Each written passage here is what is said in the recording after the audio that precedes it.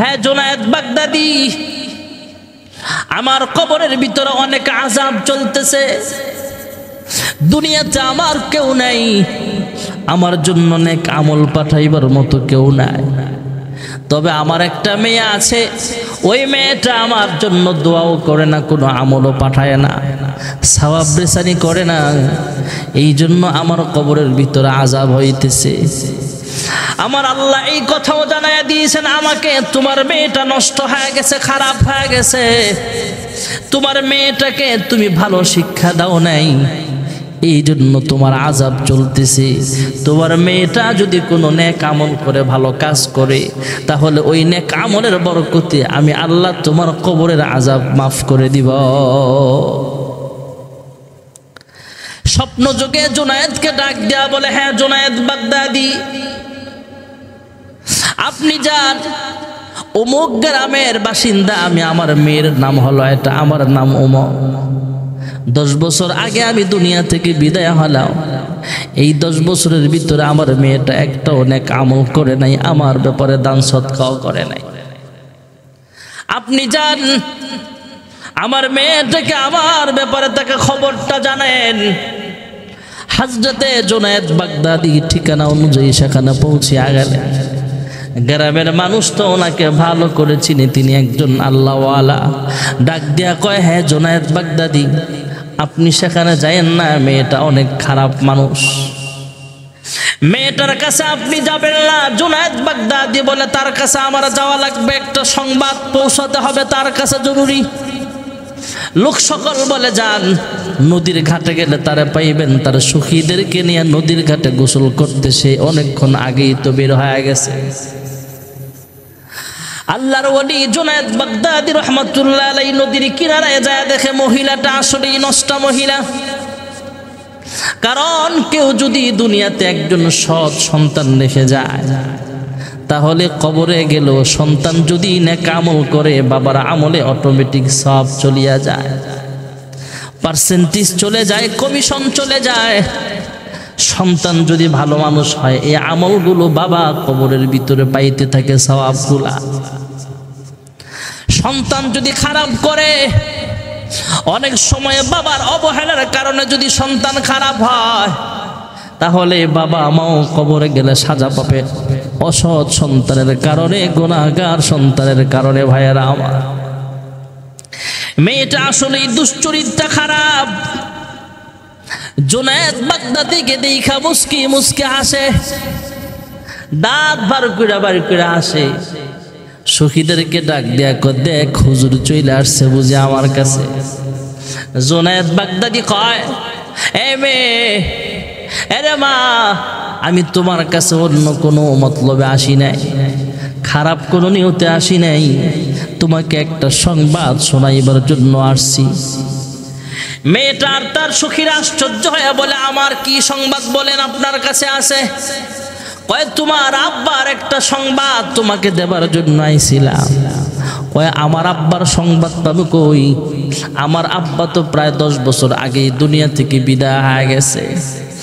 জুনায়েদ বাগদাদি ডাক দিয়া কয়, হ্যাঁ মা, তোমার আব্বার কবরের ভিতরে অনেক আযাব, সাপে কাটবে রে, গুর্জ মারবে রে, কঠিন আযাব হইবে শোনো বেনামাজির কবরে, সাপে কাটবে রে, গুর্জ মারবে রে, কঠিন আযাব হইবে শোনো বেনামাজির কবরে। জুনায়েদ বাগদাদি ডাক দেয়া বলে, হ্যাঁ মেয়ে, তোমার আব্বার কবরের ভিতরে আযাব চলতেছে, তুমি যদি কোনো নেক আমল করো, তুমি যদি তোমার আব্বার জন্য দোয়া করো, দান করো, দান সদকা করো, তাহলে আল্লাহ তোমার আব্বাকে মাফ করে দিবে। মেয়েটা আবার নদীর ভিতর থেকে পানি নিয়া আল্লাহর ওলির দিকে এইভাবে ফিসকা মারলেন। আল্লাহর ওলিকে ক্রিটিসাইজ করে, ঠাট্টা করে, মেয়েটা হাসাহাসি করে আল্লাহর ওলির দিকে পানি ছিটকা মারছে। যান যান, এখানে আপনার কোনো কাজ নাই, আমার আব্বার খবর বইলে কোনো লাভ নাই, আমি খারাপই থাকি। কিন্তু পানি যে ছিটকা মারছে, আল্লাহর ওলি তো দেখছে, জুনায়েদ বাগদাদি দেখছে তার মেয়েটা আসলেই নষ্ট, কোনো নেক আমল করবে না। আল্লাহর ওলি জুনায়েদ বাগদাদি পরের দিন রাত্রেবেলায় আবার স্বপ্নে দেখে, আগের দিন এই মেয়ের আব্বা যে স্বপ্নে দেখাইছে আযাবে আছে, পরের দিন সংবাদ জানায় এই লোকটাকে আল্লাহ জান্নাতের বাসিন্দা হিসাবে আল্লাহ ঘোষণা করে দিছে। জুনায়েদ বাগদাদি ওই কবরের লোকটাকে ডাক দেয়া বলে, হ্যাঁ ভাই কি হয়েছে তোমার মেয়ে তো কোনো আমল করে নাই, তারপরেও তুমি কিভাবে ভালো হলা, কিভাবে জান্নাতের বাসিন্দা হইলা? কবরের লোকটা ডাক দিয়া কয়, এ জুনায়েদ বাগদাদি, তোমার দিকে যখন আমার মেয়েটা পানি ছিটকা মারছে, এইভাবে পানি যখন শীষ মারছে, এইভাবে পানি যখন তোমার দিকে ছিটকা মারছে, তোমার দিকে যখন নিক্ষেপ করছিল, একটা পোকা, অসুস্থ দুর্বল একটা পোকা পানির অপেক্ষায় ছিল, সে নদীর কিনারায় হাইটা যাইতে পারে না, একটা গর্তের ভিতরে আসমানের দিকে তাকায় ছিল, পানির অপেক্ষায় ছিল।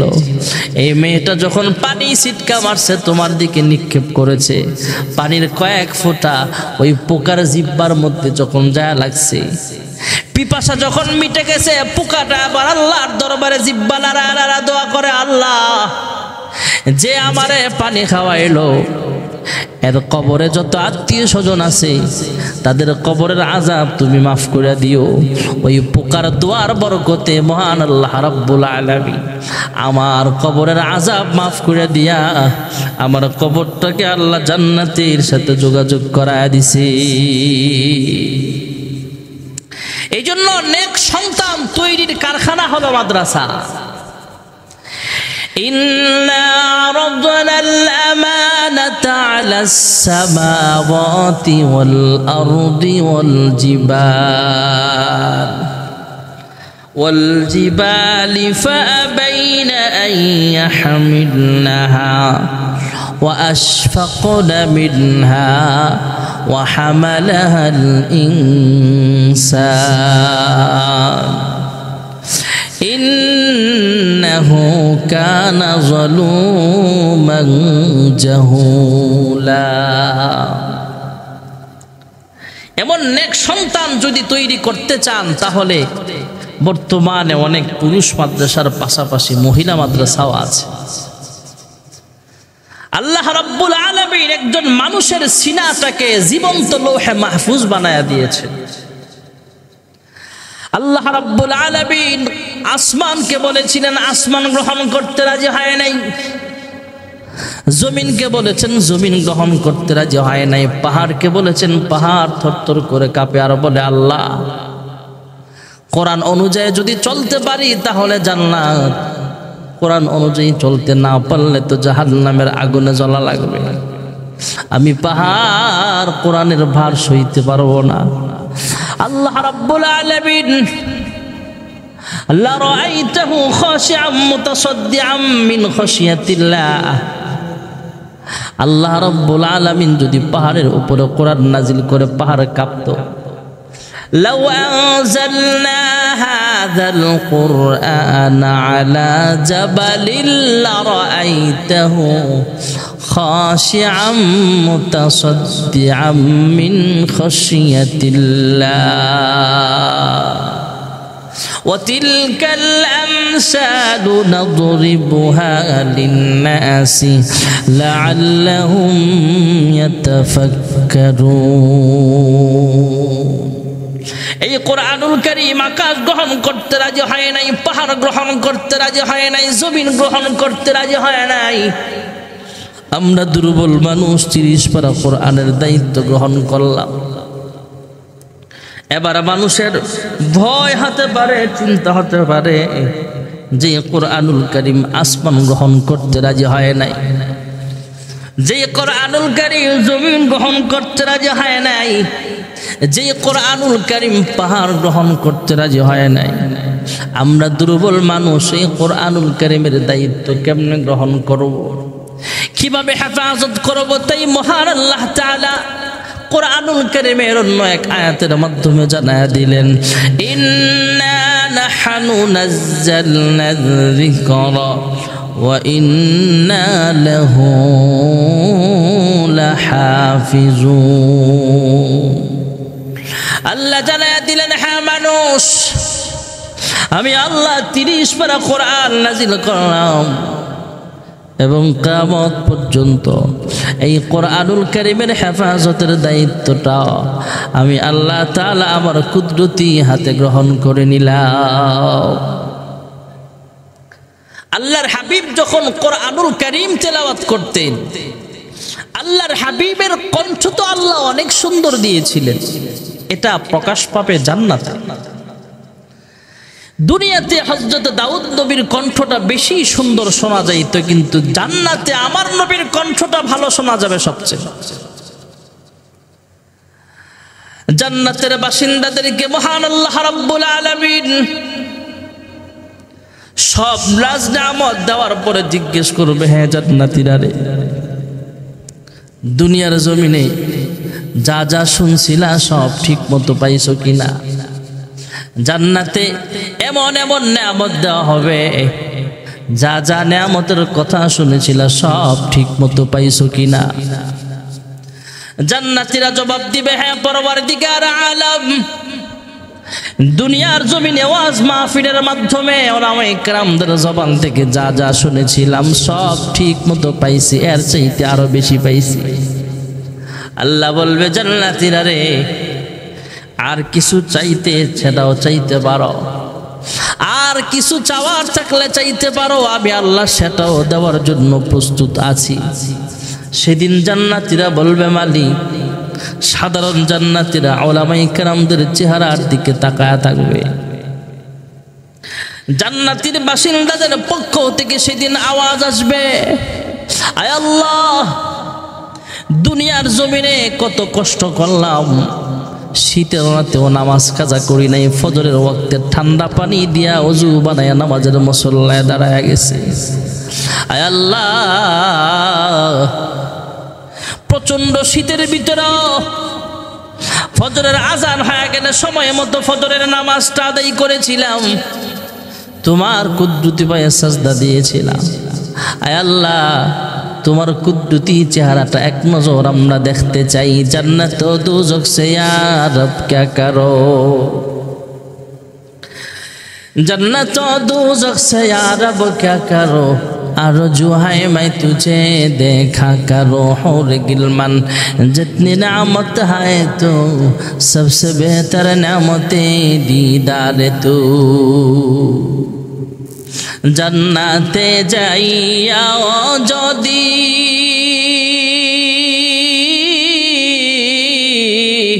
মাশূকের না পায়া আমি,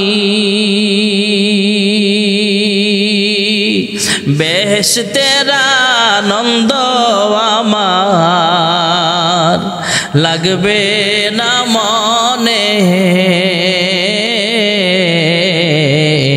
কোথায় যাইয়া মাশূক পাইব, বেহুশ আছি তাই। জাহান্নামে যাইয়াও যদি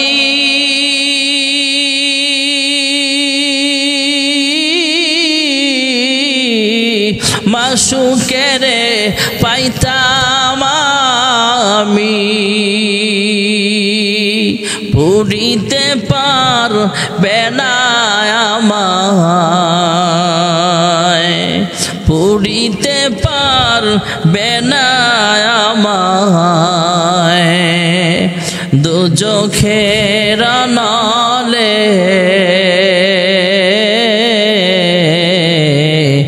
কোথায় যাইয়া মাশূক পাইব, বেহুশ আছি তাই। জান্নাতীদের পক্ষ থেকে আওয়াজ আসবে, হ্যাঁ মাশূকে রব্বুল আলামিন, আমরা তোমার পাগল, তোমার কথা মতো দুনিয়াতে চলেছি, কত কষ্ট করে চলেছি, তারপরও হারাম খাই নাই, তারপরও গুনাহগারি হই নাই, গুনাহ করি নাই, শয়তানের ধোকায় পড়ি নাই। আয় আল্লাহ, হ্যাঁ পরওয়ারদিগার আলম, আপনার দিদার চাই, আপনাকে দেখবার চাই।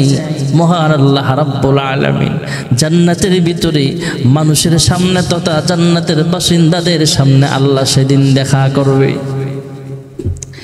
এমনি সাধারণ ভাবে নয়, মহান রব্বুল আলামিন বাবুস সালাম জান্নাতের ভিতরে একটা আয়োজন করবেন, ওয়াজ মাহফিলের আয়োজন।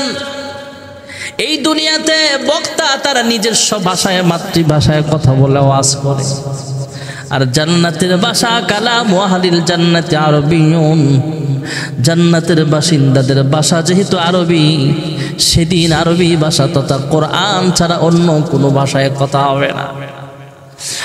আল্লাহ রাব্বুল আলামিন দুনিয়ার জমিনে যেমন আমরা ওয়াজ মাহফিলের আয়োজন করে, আল্লাহ জান্নাতে মাহফিলের আয়োজন করবেন। ভাইয়েরা আমার, দুনিয়ার জমিনের ওয়াজ মাহফিলে প্রধান বক্তা আছে, সভাপতি আছে, বিশেষ মেহমান আছে। জান্নাতের ওয়াজ মাহফিলেও বিশেষ মেহমান থাকবে হযরত দাউদ পয়গম্বর আলাইহিস সালাতু ওয়াস সালাম। জান্নাতের বাসিন্দাদের মধ্যে বিশেষ মেহমান থাকবেন দাউদ পয়গম্বর, প্রধান অতিথি থাকবেন আমার আপনার নবী বিশ্ব নবী রাহমাতুল লিল আলামিন। আর সভাপতির আসন অলঙ্কৃত করবেন আহকামুল হাকিমিন আল্লাহ রাব্বুল আলামিন।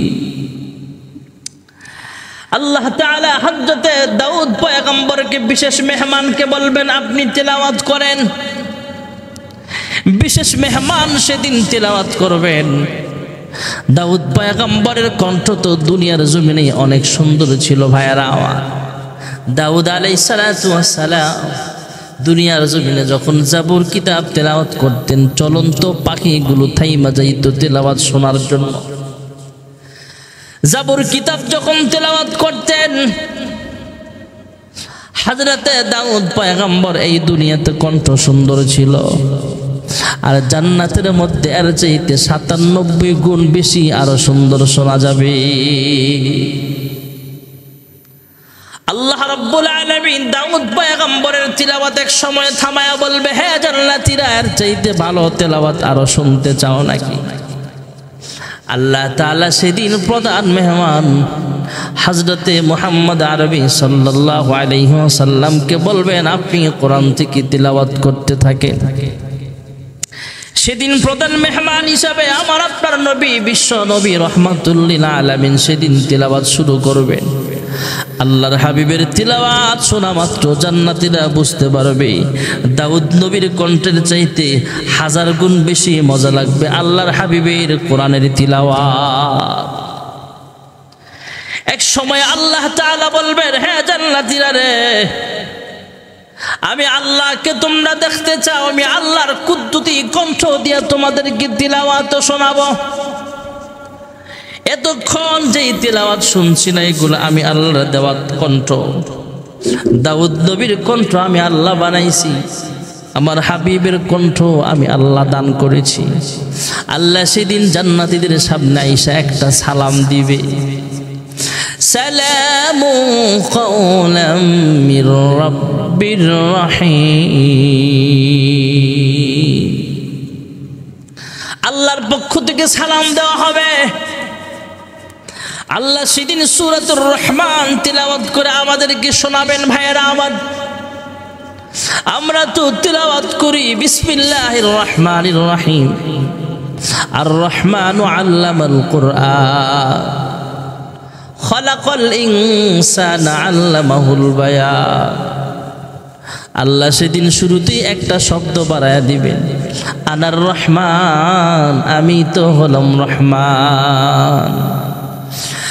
আনার রহমানু আল্লামাল কুরআন, খালাকাল ইনসানা আল্লামাহুল বায়ান। আল্লাহর হাবিব রাহমাতুল লিল আলামিনের কণ্ঠটা আল্লাহ অনেক সুন্দর দিয়েছেন। ভাইয়েরা আমার, জান্নাতে প্রকাশ পাবেন। দুনিয়ার জমিনে আল্লাহর হাবিব যখন তিলাওয়াত শুরু করে দিতেন, কাফের বেঈমানরা তিলাওয়াতে মুগ্ধ হয়ে দলে দলে কালিমা পড়ে মুসলমান হয়ে যাইত। আবু জাহেল প্রতিদিন আল্লাহর হাবিবের তিলাওয়াত শুনে, কেউ জানে না, চুপে চুপে রাতের বেলায় কাবার পাশে দাঁড়ায়া দাঁড়ায়া তিলাওয়াত শুনতে থাকে। ওলীদ ইবনে মুগিরা রাতের অন্ধকারে একা একা কাবার পাশে দাঁড়ায়া দাঁড়ায়া মুহাম্মদুর রাসূলুল্লাহর তিলাওয়াত শুনে। আবু জাহেল যায়, ওলীদ ইবনে মুগিরা জানে না। ওলীদ ইবনে মুগিরা যায়, আবু জাহেল জানে না। আবু সুফিয়ান সারাদিন মুহাম্মদের বিরোধিতা করে, রাতের বেলায় চুপে চুপে কাবার পাশে দাঁড়ায়া আল্লাহর হাবিবের মধুর কণ্ঠের তিলাওয়াত শুনতে থাকে। একদিন হঠাৎ করে রাত্রে বেলায় সবাই তিলাওয়াত শুনে বাড়ি যাওয়ার পথে চৌরাস্তায় একসাথে দেখা হয়ে গেল। কি ব্যাপার আবু জাহেল, কই গেছিলা? হে আবু সুফিয়ান, তুমি কই গেছিলা? কয় মিথ্যা কথা বলে লাভ নাই, মুহাম্মদ ইবনে আব্দুল্লাহর তিলাওয়াত শুনতে আমরা গিয়েছিলাম।